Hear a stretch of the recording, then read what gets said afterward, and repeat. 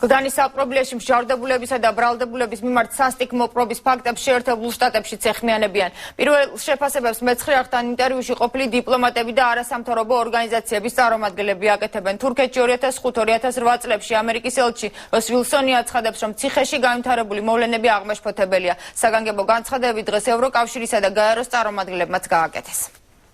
შეერთებულ შტატებში მყოფი ქართველი ემიგრანტები საქართველოს საპყრობილეებში მსჯავრდებულთა წამებას აპროტესტებენ. ისინი დამნაშავეების უმკაცრესად დასჯას ითხოვენ. ამასთან ემიგრანტების განცხადებით საქართველოში მათი ოჯახის წევრებზე ზეწოლა ხორციელდება. ჩემი ძმისშვილი 2 დღის წინ ცემეს ზონდერებმა და უთხრეს ბიძაშენმა ბოდიში და დააყენოს. თქვენ ძმისშვილი საქართველოში? ჩემი ძმისშვილი თბილისში. ეს ხდება ყველა ჩემი მეგობრის ძმისშვილის და ოჯახის თავზე.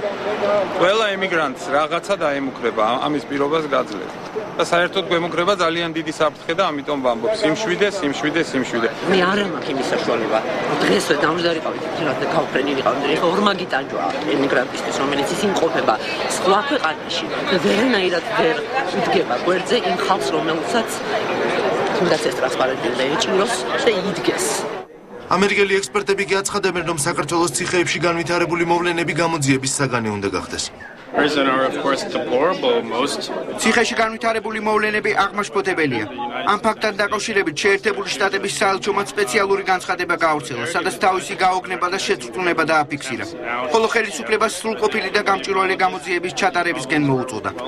დიპლომატი როს ვილსონი, რომელიც 2005-2008 წლებში შეერთებული შტატების ელჩი იყო, მანამდე კი აზერბაიჯანში მუშაობდა, აცხადებს, რომ დემოკრატიის განვითარებისთვის ხელისუფლების მხრიდან დროული რეაგირებაა საჭირო. ის კადრები, რაც ვნახე, საშინელება, ამით ვერავინ იამაღებს. ვიცი, რომ ხელისუფლება ცდილობს დროული რეაგირება მოახდინოს აღნიშნულ ფაქტებზე, რაც სწორია დემოკრატიის განვითარებისათვის.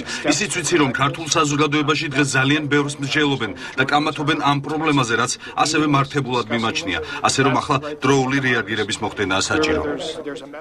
დღესვე პატიმრების წამებასთან დაკავშირებით გამჭვირვალე და დეტალური გამოძიების მოთხოვნით ევროკავშირის უმაღლესი კომისრის ქეთრინ ეშტონის განცხადება გავრცელდა. ეშტონი აღშფოთებულია იმ შემაძრწუნებელი კადრებით, სადაც ნაჩვენებია, თუ როგორ აწამებენ პატიმრებს გლდანის ციხეში. ევროკავშირის გარდა განცხადება გაავრცელა გაეროს წარმომადგენლობამაც. ორგანიზაცია საქართველოს ხელისუფლებისგან პატიმართა მიმართ ფიზიკური ძალადობისა და დამამცირებელი მოპყრობის ყველა შემთხვევის მიუკერძოებელ გამოძიებას მოითხოვს.